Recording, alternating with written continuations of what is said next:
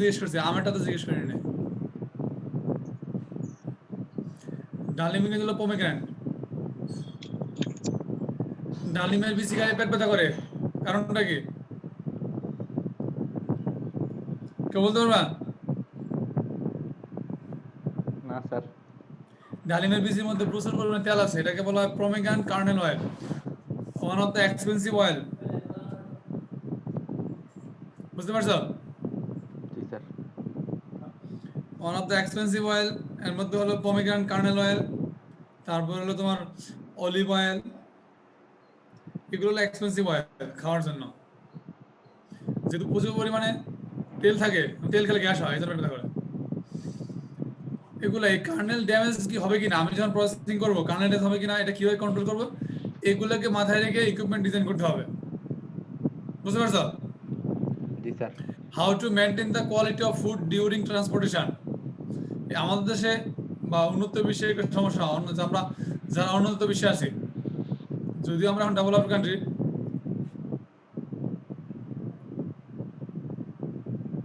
কিছুই ডেভেলপড হয় না, গেলে ঠাড়া পড়ছে ডেভেলপডের উপরে।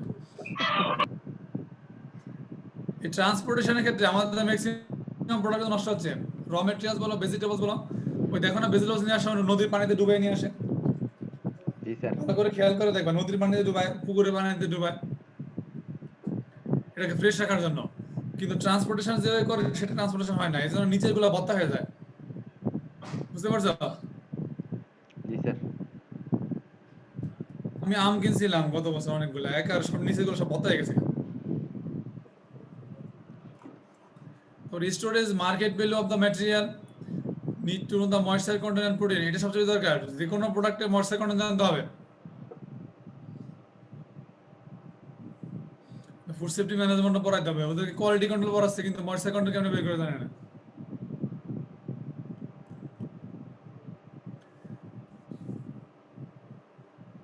এইটা আমাদের দরকার নেই, এটা আমি পড়বো না। ট্রান্সপোর্টেশন দরকার, ট্রান্সফরমেশন অফ ফুড প্রোডাক্ট এক স্টেট থেকে অন্য স্টেটে হচ্ছে, যেমন ওয়াটারের মধ্যে wheat to flour, need to know the kernel hardness for grading and how to measure it. তোমাদের কি পড়াইছে? আমি তো পড়াই নাই। না স্যার, পড়ায় না এটা। এটা কি পড়ছো যে হুইট কয় ধরনের হুইট আছে? একটা হলো হার্ড হুইট, একটা সফট হুইট, নাম শুনছো?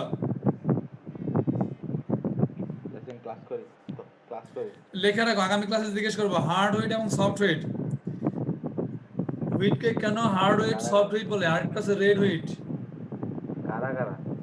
একটা হিন্স দিয়ে দিচ্ছি, ময়েশ্চার কন্টেন্ট এবং প্রোটিনের ভিত্তিতে বলা হয়। যেমন কেক বানাতে যে হুইট ফ্লাওয়ার ইউজ করবো, সেটা কিন্তু ব্রেড ইউজ করা যাবে না, বা পরে সেটা বলবো। বিস্কিট ইউজ করা যাবে না।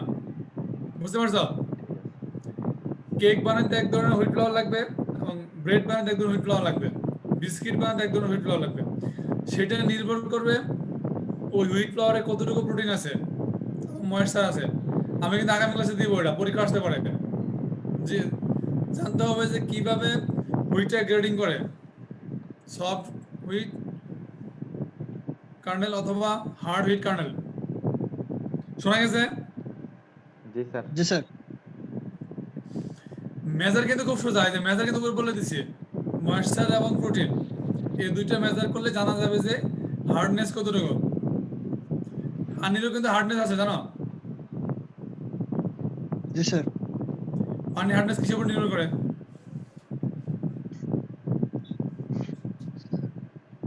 স্যার ওই যে মিনারেলস কি পরিমাণ মিনারেল স্যার, আছে? যে ম্যাগনেসিয়াম, এটা ক্যালসিয়াম। কি বলে এক ওয়ান সেন্টেন্সে কি বলে একসাথে? টোটাল ডিজলভ সলিড, জি sir. TDS. Total dissolve solid, TDS. TDS এর উপর নির্ভর করে হার্ডনেস। হার্ডনেস বেশি হলে বলের ব্রাস্ট হয়ে যাবে। কিভাবে ব্রাস্ট হবে? স্যার ওই যে পাইপ, ইয়ে। এই যে এখানে জমা হয়ে যাবে, এটা কি বলে, এখানে মিনারেলস গুলো জমা হবে হিট হইতে হইতে। এই জমাটাকে কি বলে, কে বলতে পারবা? একটু হিন্স দিয়ে দে, দাঁতের মধ্যে করে কি বলে এটাকে? ডাক্তারের কাছে গেলে প্রয়োগ করে যে দাঁতের মধ্যে এটা করেন, যদি করলে ক্ষতি, কিন্তু দাঁত পরিষ্কার হয়। বলতে পারবো না ফাউলিং টাইপের কিছু কি জোরে বলো না স্যার স্যার ফাউলিং টাইপের কিছু হুম স্কেলিং নাম শোনো নাই জি স্যার। নাম শুনছো জি স্যার, নাম শুনছি। দাঁতের স্কেলিং করতে কয় না মানে ময়লা এই যে দাঁতের পরিষ্কার করে। গোড়াতে যে পাথরগুলো জমে খাদ্য জমে পাথর হয়ে যায় এটাকে বের করে দেওয়া বলে স্কেলিং সিমিলারলি এই যখন আমি পাইপ আছে বয়লারের গায়ের মধ্যে যখন এই টিডিএস গুলো জমা হবে মিনারেলস গুলো জমা হবে জমা হলে কি হবে কি বলতে পারবা মেকানিজমটা কি ব্রাশ হয় কেন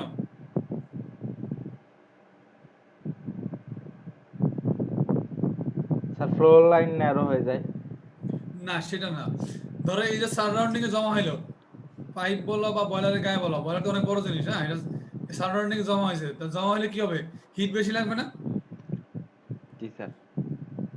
হিট যখন আসবে তখন তো হিট এটা আগে তো করে পরে না পানি দিতে হবে বেশি হিট হয়ে যাবে পরে ব্রাশ হয়ে যাবে এই জন্য এটাকে স্কেলিং করতে হয় আর স্কেলিং না করলে ওই পানিটাকে সফট করতে হবে অর্থাৎ ট্রিটমেন্ট করে বয়লারে দিতে হবে এই জন্য আমাদের দেশে বয়লার প্রায় ফুটে তারপর baking the process deformation of characteristic of dough and finished loaf এটা কি কেউ জানো না এটা একটা baking machine bakery baking oven আর এটা হলো লোভ যেখানে ব্রেড হচ্ছে এটা একটু বলছি আর কি জাস্ট হুইট ফ্লাওয়ার থেকে আমরা কিভাবে বেকিং প্রোডাক্ট পাচ্ছি সেটা একটা প্রসেস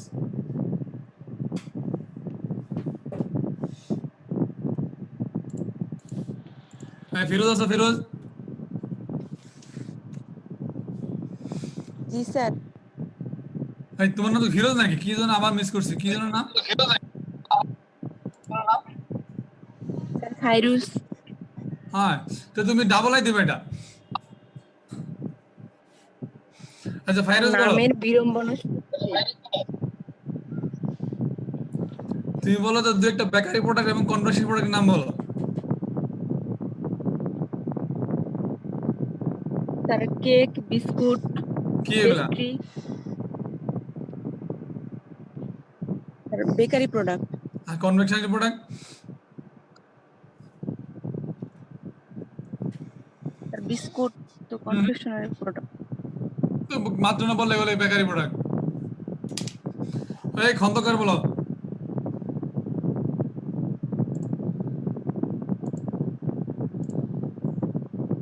খনকার নাই পালাইছে খনকার আছো জি স্যার। বলো স্যার বেকারি প্রোডাক্ট তো কেক বিস্কুট আর কনভেনশনারি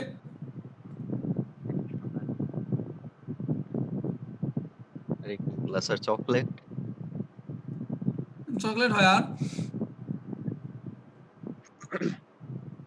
সানাসুর কি বলো তো চানাচুর স্যার ওটা তো ফ্রাই করে পার্থক্যটা ওখানে যেগুলা ফ্রাই করে সেগুলা কি আর যেগুলা বেক করে সেগুলা কি বেক মানে বুঝো তো জি স্যার। যেগুলো বেক করে সেগুলো বেকিং প্রোডাক্ট যেগুলো ফ্রাই করে সেগুলো কনভেনশনাল প্রোডাক্ট সানাসুর হলো কনভেনশনাল প্রোডাক্ট বুঝতে পারছো জি স্যার। আইসক্রিম কি বলো স্যার আইসক্রিম তো কনফেকশনারি হবে না হয় না আন্দাজি বললে হবে এই নোমেন বলো স্যার মানুষই আইসক্রিম। Sir ice cream confectionery. তোর এই জন্য নোমেন তুই মানুষই না যা এই সাদিয়া বলো আইসক্রিম কি sir frozen product frozen product এই সুস্মিতা বলো সুস্মিতা না নাম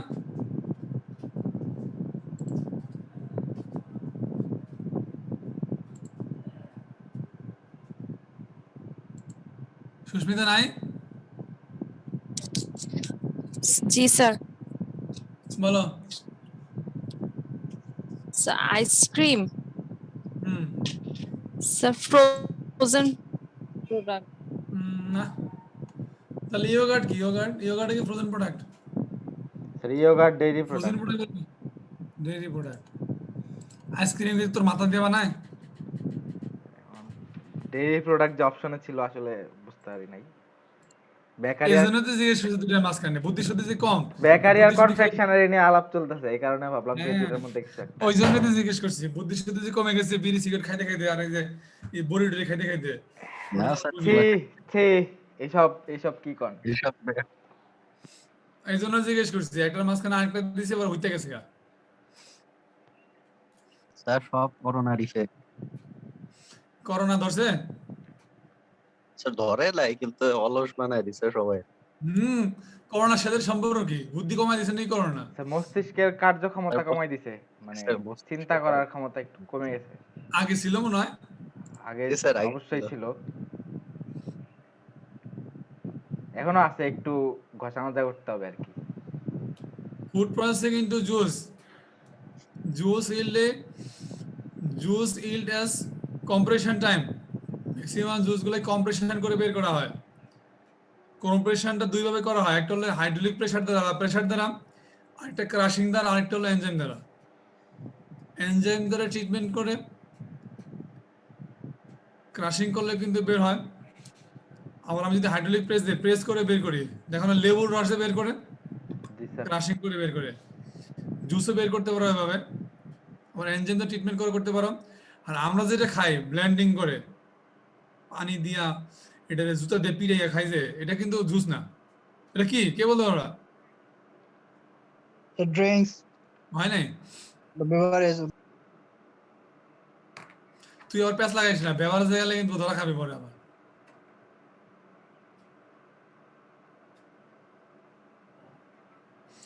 আমরা যেটা ব্লেন্ডিং করে খাই এটা কি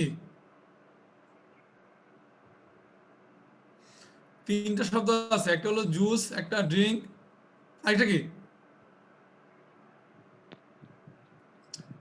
জ্যামজেলের ডেফিনিশন মনে আছে আর স্কোয়াশ স্কোয়াশ তো আরেক জিনিস জুসের মধ্যে ধরে স্কোয়াশ থেকে জুস বানানো যায় আমি সেটা বলি নাই সেটা কি স্কোয়াশ ব্লেন্ডিং করলে কি স্কোয়াশ পাওয়া যায় স্কোয়াশ তো বানাইতে হয় স্কোয়াশ তো প্রসেস প্রোডাক্ট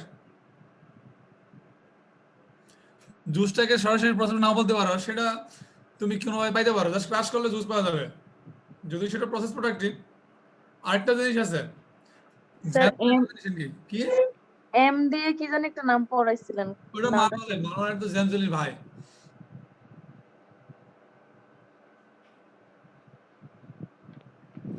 পাল্প শুনো নাই পাল্প নাম শুনো নাই জীবনে জি স্যার। এজা স্যার এইগুলাই হচ্ছে মানে করোনার ইফেক্ট, এগুলা তো জানি স্যার। ভাগ্য ভালো অনলাইনে পড়াচ্ছি জুতা দিয়ে মাইরে না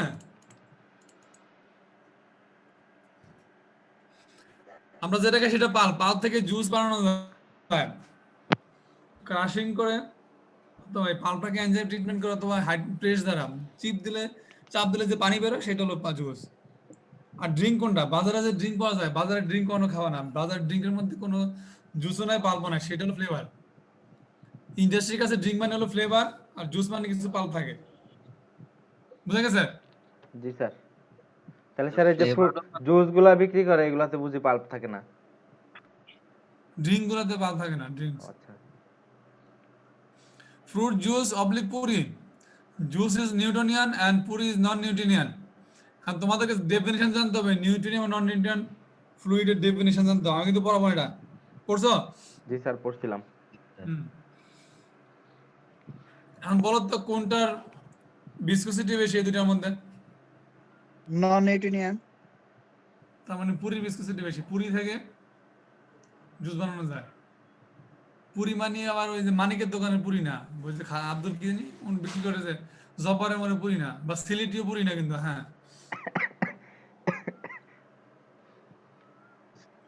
এখানে লেখা আছে কি need to determine flow rate মনে রাখতে হবে ফুড ইন্ডাস্ট্রি গুলোতে পুরি বলো পাল বলো জুস বলো এগুলাকে এক জায়গা থেকে অন্য জায়গায় স্থানান্তর করার জন্য কি লাগবে কি এটা স্যার পাম্প। পাম্প লাগবে পাম্প কিন্তু পড়ানো কথা তোমাদেরকে পড়াইছে না স্যার। কি বলো পাম্প পড়াই না পাম্প ডিজাইন না স্যার। তারপরে এই যে ফ্যান পড়াইছে ফ্যান এফএন ফ্যান না স্যার। ফ্যান ডিজাইন তারপর পাম্প এগুলো তো গুরুত্বপূর্ণ জিনিস পাম্প তো একেবারে খুবই গুরুত্বপূর্ণ জিনিস না পড়লে কেমন হবে ফাইনাল ইয়ারে পড়ো ম্যাক্সিমাম ইন্ডাস্ট্রি, সব ইন্ডাস্ট্রি পাম্প লাগবে। তুমি জুস বানানো, পুরি বানানো, ড্রিঙ্ক বানানো, পাম্প ছাড়া হবে না তো। তুমি ট্যাঙ্ক থেকে, স্টোরেজ ট্যাঙ্ক থেকে পাস্তুরাইজার নিয়ে যাবো, ওখান থেকে হোমোজেনে নিয়ে যাবো, হাত দিয়ে নিয়ে যাবো এগুলা? না স্যার। এগুলো তো নিতে হবে পাম্প দিয়ে। পাম্প না বললে তো ঝামেলা। এই যে পাম্পিং ইকুইপমেন্ট লাগবে, পাম্প কিভাবে ডিজাইন করবা দেখে পড়াতে পারে কিনা, এগুলো তো ফুড অ্যানালাইসিসে পড়ানোর কথা, অথবা ওই যে ইউনিট অপারেশন বা ওই যে ফান্ডামেন্টাল পড়ানোর কথা। স্যার সবগুলো তো ওই একই জিনিস পড়ায়, ফ্রিজিং পাস্তুরাইজেশন।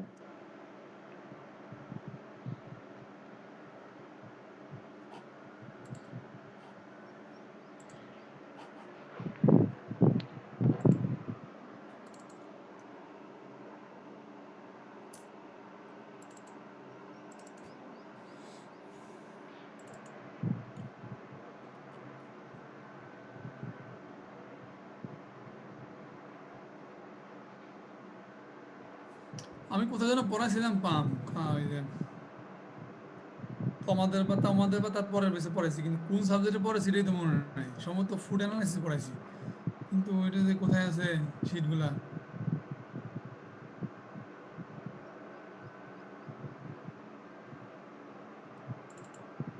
আজকাল বুড়ো হয়ে গেছে তো মনে থাকে না।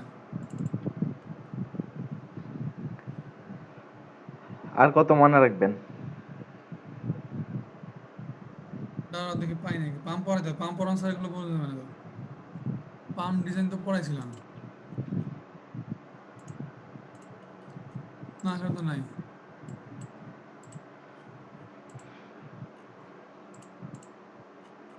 এগুলো তো মেথড, ওই যেগুলা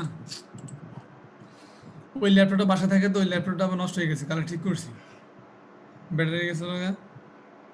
ওইটাতে আবার মেয়ে পড়ে, কি ঝামেলা।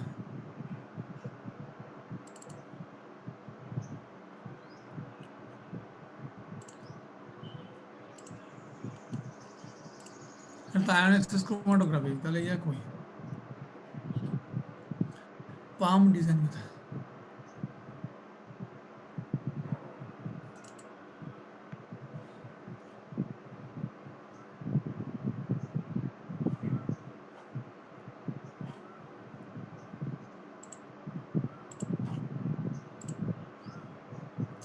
এই পাম্প ডিজাইন না পড়লে তো কাজ হবে না, শুধু শুধু পড়ে লাভ আছে?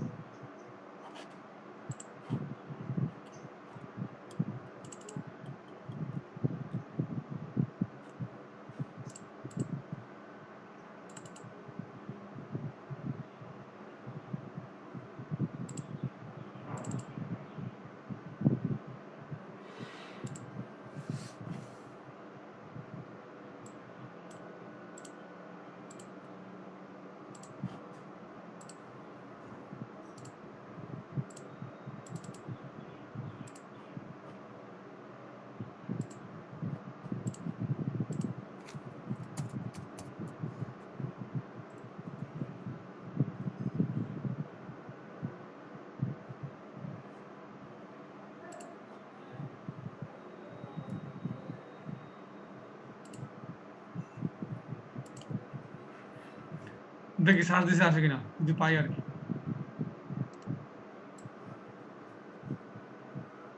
ফিজিক্যাল প্রপার্টিস গুলো আমরা পড়াইছি না, পড়াই দিছিলাম। জি স্যার, পড়াচ্ছিলেন।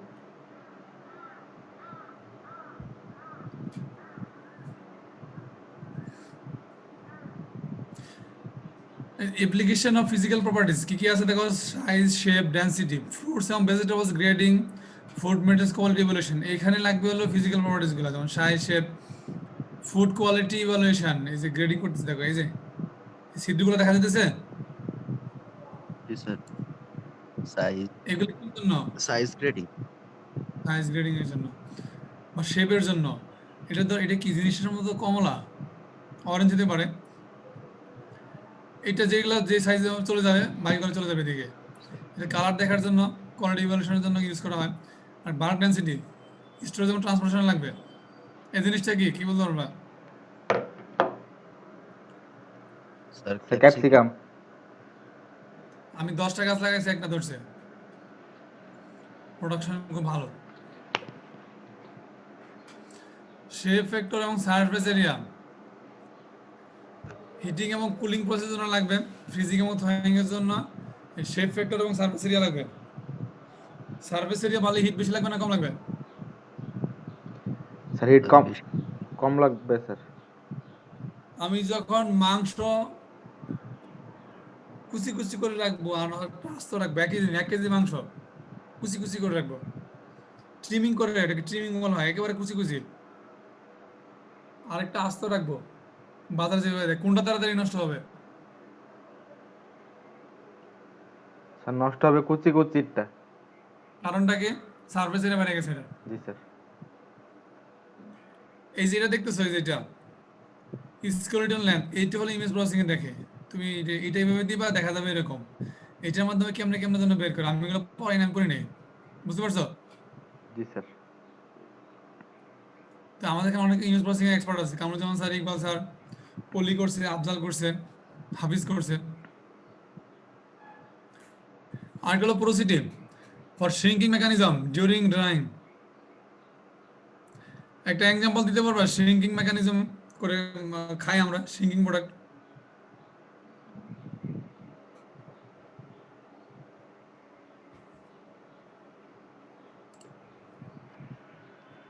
না, নাই। শ্রিঙ্কিং প্রোডাক্ট খাচ্ছি বাজার থেকে। স্যার খেজুর। স্যার এই যে না না,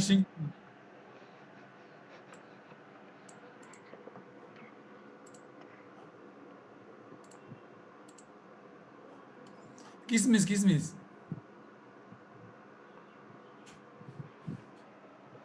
কিসমিস দেখো নাই? জি স্যার। শ্রিঙ্কিস প্রোডাক্ট এটা। ফান্ডামেন্টাল অফ ফিজিক্যাল প্রপার্টিজ কি কি আছে? সাইজ, মনে রাখতে হবে বায়োলজিক্যাল মেটারিয়ালস ম্যাক্সিমাম গুলো কি রেগুলার সাইজ নাকি irregular size? Sir irregular. Irregular. সাইজটাকে আমরা কিভাবে ডিটারমাইন করব? আগে বের করতে হবে প্রজেক্টেড এরিয়া, প্রজেক্টেড এরিয়া, ঠিক আছে? ধরে একটা কি স্যার ডিম্ব নাকি জি স্যার এলিপস। ঘোড়ার ডিম্ব, হ্যাঁ। কি কি আছে? 3 ক্যারেক্টারিস্টিক্স ডাইমেনশন আর ডিফাইন্ড। একটা মেজর ডায়ামিটার, তার একটা অবশ্য মাইনর থাকবে। মাইনর ডায়ামিটার, একটা হলো ইন্টারমিডিয়েট ডায়ামিটার। মেজরটা কোনটা এখানে বলো তো, মেজর কোনটা? স্যার সবচেয়ে বড়টা, মানে সবচেয়ে সর্বোচ্চ লেন্থ লংগেস্ট সেটা যেটা হবে। সেটা হলো লংগেস্ট ডাইমেনশন, যেটা longest dimension of the projected area. আর যেটা হলো শর্টেস্ট সেটা হলো মেনর। তাহলে ইন্টারমিডিয়েট কোনটা? মাঝামাঝি একটা। Minimum diameter of the maximum project area or the maximum diameter of the minimum project area. Minimum diameter of the maximum area, আর অথবা maximum diameter of the minimum area, ঠিক আছে? এটা উল্টা।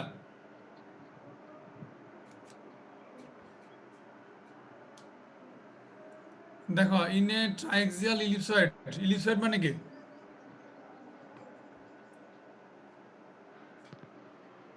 স্যার উপবৃত্তাকার।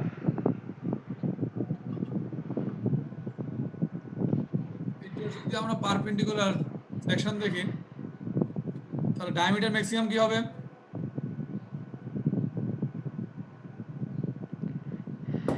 টু এ, এই কথা দেখা যাচ্ছে। জি স্যার। আর ইন্টার হবে টু বি, ডাবল দেন। আর সি হবে, সি কই? স্যার সি এই যে সি, নিচেরটাতে। এটা হলো মিনিমাম। এই কোশ্চেন মনে রাখতে হবে। এটা তো পড়ো নাই জীবনে, পড়ছো? স্যার স্ক্রু গজ। এটার নাম কি? Slide callipers.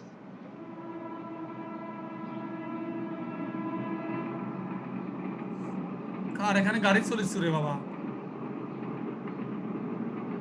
Particle size distribution, এটা কি বলতে পারবো? এটার নাম কি? স্যার সিভ। এটা ছেলে চালাক আছে। পার্টিকেল সাইজ ডিস্ট্রিবিউশন কাজে লাগবে পাউডার, সুগার, সল্ট এবং ফাইন মেটেরিয়াল যেগুলো আছে। কিভাবে এক্সপ্রেস করে? এখানে সাইজ রেঞ্জ লাগবে। কোর্স মানে কি? বড় বড় দানাদার। কোর্স পার্টিকেলস গুলো কিভাবে মেজার করে? মিলিমিটারে। আর যেগুলো ফাইন পার্টিকেলস এগুলাকে বলা হয় স্ক্রিন সাইজ। এগুলো সাধারণত মাইক্রোমিটার বা ন্যানোমিটার। ন্যানোমিটার সিভিং মনে হয় নাই, এগুলো হলো আমাদের যে সিপগুলো আছে সেগুলো মাইক্রোমিটারে। সিপের সাইজ থেকে বের করা যায় ডায়ামিটার, বুঝতে পারছো? 30 ম্যাট সাইজ, 20 ম্যাট সাইজ। বলো তো কোনটার ম্যাট সাইজ বড় হবে, এইটার না এইটার? স্যার একদম উপরেরটার। এটা বড়, 30 হলে আস্তে আস্তে কমবে, ঠিক আছে? জি স্যার। এইটাও একটা কি সিস্টেম, এই যে পার্টিকেল সাইজ ডিস্ট্রিবিউশন, এটা একটা কি সিস্টেমের মধ্যে পড়ে? Sorting grading. সর্টিং গ্রেডিং এর মধ্যে পড়ে, ঠিক আছে? এবং নিচে লেখা আছে particle size of particular force sieve analysis. এটা কিন্তু ইয়াতে ইউজ করে বিল্ডিং করার সময়, দেখছো? স্যার ওই যে বালি ইয়ে করার জন্য। পালি করার জন্য একই প্রসিডিউর কিন্তু, মানে আমাদের কাছে ওর ধান নিছে নাকি? দেখো এখানে দেওয়া আছে কিছু গ্রেন সাইজ দেওয়া আছে। রাইস এবং বার্লি গ্রেন যেগুলা কত মাইক্রন? 2000 থেকে 250 মাইক্রন। আর গ্রেনুলেটেড সুগার যেটা 500 থেকে 355। সল্টের আছে, কোকো আছে, আইসিং সুগার আছে। আইসিং সুগার খাইছো জীবনে? আমি খাইনো। সে গত ক্লাসে পড়াইছিলাম এটা, এটা মনে পড়াইছি। জি স্যার এটা পড়াইছিলেন। শামসুদ্দিন স্যার বলতো ফরায় ফালা দিছি।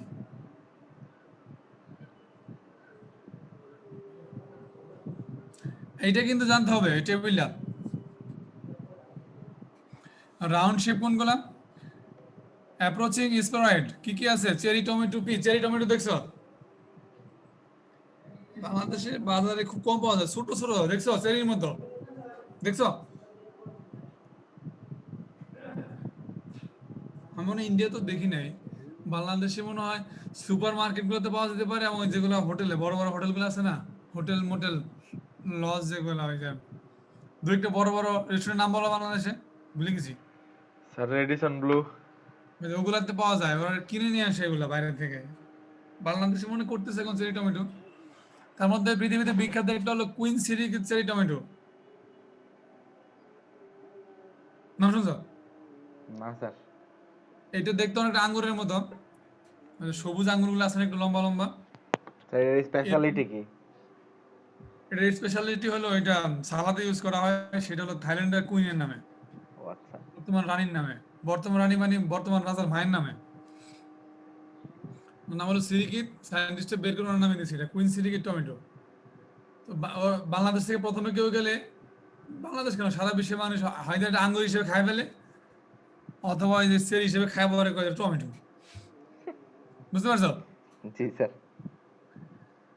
তো অবলেট শেপ যেটা, সেটা অরেঞ্জ পামকিন। অরেঞ্জ আর পামকিনের শেপ মোটামুটি একই রকম, পৃথিবীর মতো, তাই না? পৃথিবীর মতো না? স্যার পৃথিবী এরকম সাইজ মানে রাউন্ড ঠিক আছে, এরকম তো খাঁজ কাটা থাকে না আবার। না অরেঞ্জই ঘাস কাটা নাকি? স্যার ওই যে ইয়ের পিল খুলে ফেললে তো ওরকমই। না ওইটা না, উপরেটা বুঝাইছি ফিল সহ। তাহলে স্যার পামকিন তো পিল সহ এরকম। পামকিন পিল এবং পিল ছাড়া মোটামুটি একই রকম, কিন্তু থাইল্যান্ডে বা অন্যান্য বিশ্বে বা ইন্ডিয়াতে যে পামকিন পাওয়া যায় সেটা কিন্তু যে ঘাস কাটা বুঝো তো, অ্যাব্রো স্যাব্রো উপরে জিগজ্যাগ। জি স্যার। আমাদের যেরকম একেবারে ক্লিন থাকে না, ফ্রেশ ফ্রেশ বুঝো তো, কোনো অ্যাব্রো থ্যাব্রো নাই জি স্যার। স্কিনটা। থাইল্যান্ডের এই পামকিনের কিন্তু স্কিন সিলতে জীবন বাড়িয়ে যায়, শক্ত, তারপর হইলো অ্যাব্রো থ্যাব্রো। এটা কেন ওভাল শেড, কেন দুইটা একসাথে বলছে, কারণটা কি? মাঝখানে দুই পাশের অংশ হলো চাপা, বুঝতে পারছো? জি sir. Flattened at the stamen and the apex. অরেঞ্জের মতো আর কি, পৃথিবী কিন্তু অরেঞ্জের মতো না ডিমের মতো? স্যার অরেঞ্জের মতোই হবে, ডিমের মতো না।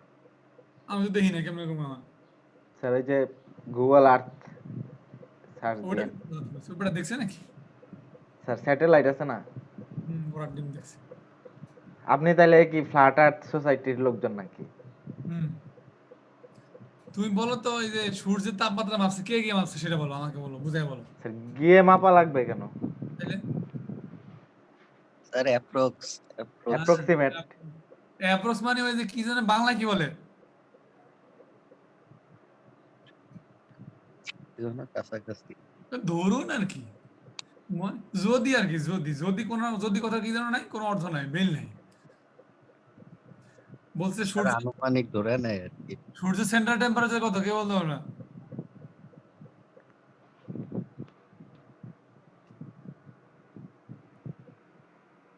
3000 ডিগ্রি সেন্টিগ্রেড।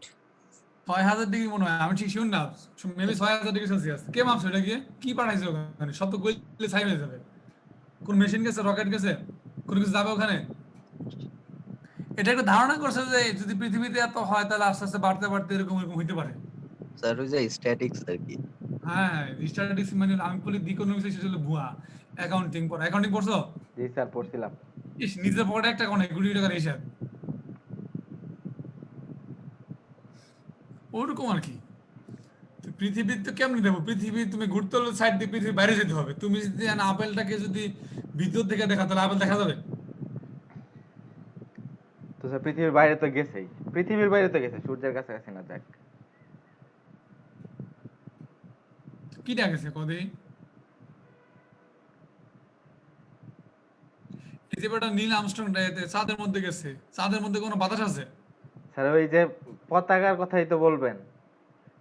হ্যাঁ, তাহলে লড়তেছে কেন এটা? তুই ভূত দিছিস জ্ঞানে?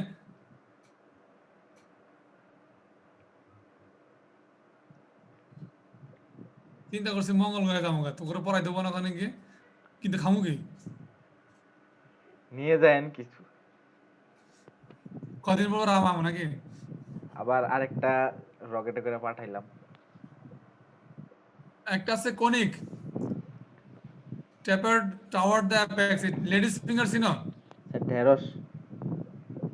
ক্যারট এবং রেডিশ, এগুলো হলো কনিক অনেকটা। ওভেট, ব্রিঞ্জাল, ব্রিঞ্জাল কোনটা বুঝাইছে? লেখছে দেখো, egg shape and board at the stamen, egg shape. Sir, তাহলে কারণ গোল ব্রিঞ্জাল গোল এভাবে বললে তো হবে না, স্যার গোলটা বোধ হয়। তার গোলটা বলতে হবে। কারণ অনেকটা আছে না লম্বা আমার মতো। জি স্যার। এটা কি এগ শেপ হলো? সব সায়েন্টিস্ট পাগল হয়ে গেছে। ম্যাঙ্গো দুইটা দেখো, আনইকুয়াল এবং ইরেগুলার। লেডিস ফিঙ্গার, ক্যাপসিকাম, এগুলা বিভিন্ন ধরনের শেপের মধ্যে পড়তে পারে। ফালতু একটা সাবজেক্ট, পড়ায় কোনো মজা নাই। তোমাদের অঙ্ক করাচ্ছে, ম্যাথমেটিক্স করাচ্ছে? স্যার এবার তো 4-2 তে একটু কমই। কেন এই সাবজেক্টে পড়ায় না ম্যাডাম? স্যার মানে এখনো ম্যাম আর কি সুগার ক্লাস নিচ্ছেন বেশি, ওটা তাড়াতাড়ি শেষ করে এই সাবজেক্টটা ভালো করে পড়াবেন। আচ্ছা, এখানে অঙ্ক পড়তে হবে কিন্তু। আদান দিয়ে বলছে পড়া স্যার শেষ। স্যার আমাদের মধ্যে একজন বোধহয় কিছু বলতে চাইছিল, কণিকা। বলো,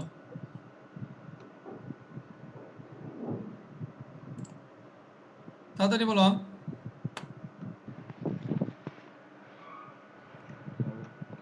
কই গেল এখন?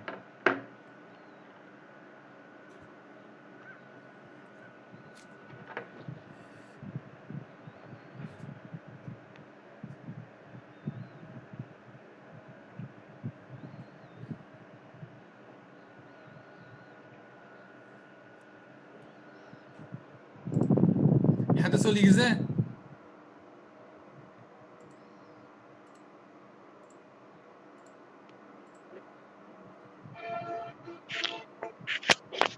সালাম আলাইকুম হ্যাঁ বলো।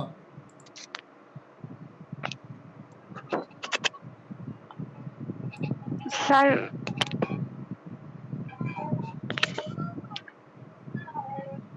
আমি স্যার আজকে সবার কাছে একটু দোয়া চাওয়ার জন্য। কি সমস্যা হচ্ছে তোমার আবার?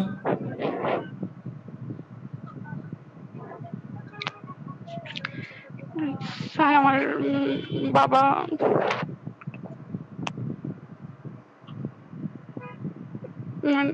উনি তো 2 বছর যাবৎ অসুস্থ। অনেক চেষ্টা করছি ওনাকে ট্রিটমেন্ট করিয়ে সবকিছু স্বাভাবিক রাখার জন্য। কিন্তু এবার ওনার ক্যান্সারটা ফাইনাল স্টেজে চলে গেছে। ডাক্তার কোনো ট্রিটমেন্ট দিচ্ছে না। আসলে এটা আসলে খুব এখন দোয়া করো। হুম, আমি কারোর সাথে যোগাযোগ করতেও পারছি না।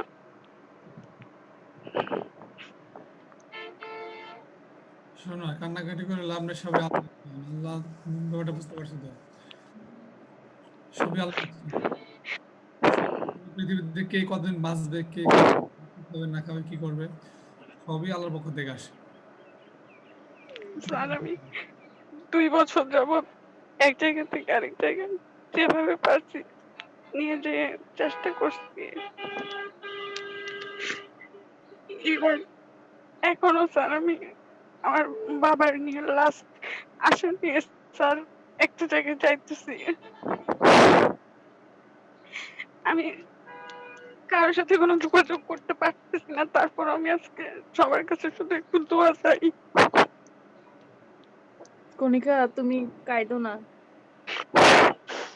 ইনশাআল্লাহ আমরা দোয়া করবো। আসলে সবাই দোয়া করি আমরা। দোয়া করার কিছু করার নেই। আল্লাহ ভরসা। আসলে আমি কাউকে কিছু বলতে পারি না, আমার ছোট 2টা ভাই বোন, মা, সবাইকে নিয়ে আমার নিজে সবকিছু আগে যেতে হইতেছে।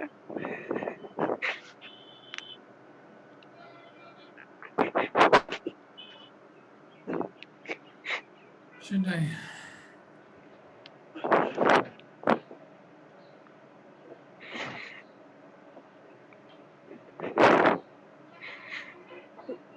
তোমাদের সবাইকে আমি জানাইতে পারি নাই, আর আমি কি জানাবো আমার এই সমস্যার কথা, আমি কাউকে জানাতেও পারি না। সবাই আমার বেশ কয়েকদিন আছে আমার খোঁজ নেওয়ার চেষ্টা করছো, কিন্তু আমি কোনো রেসপন্সও করতে পারিনি।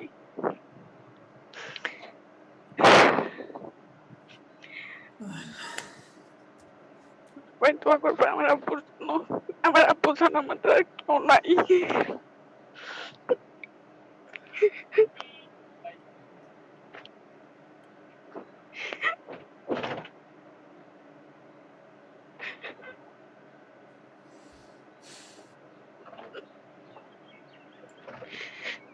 আমি এতদিন কষ্ট করে এত কিছু করে আজকে শুধু আমি কাঁদতে পাইছি, এতদিন আমি কাঁদতেও পারিনি।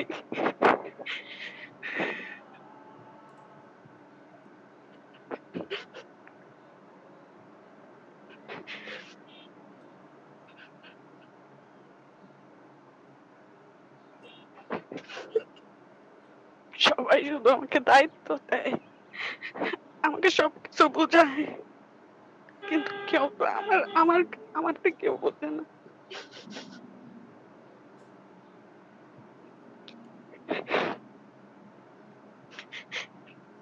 আল্লাহ বাবা মন খারাপ করে না, আমার সবই আল্লাহ দেখছেন।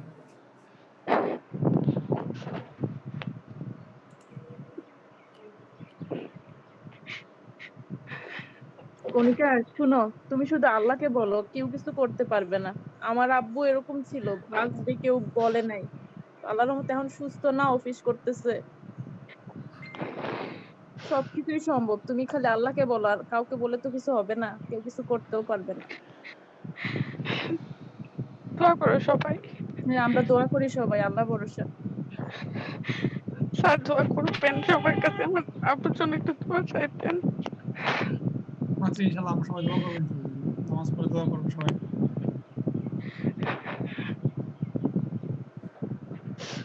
আসসালামু আলাইকুম।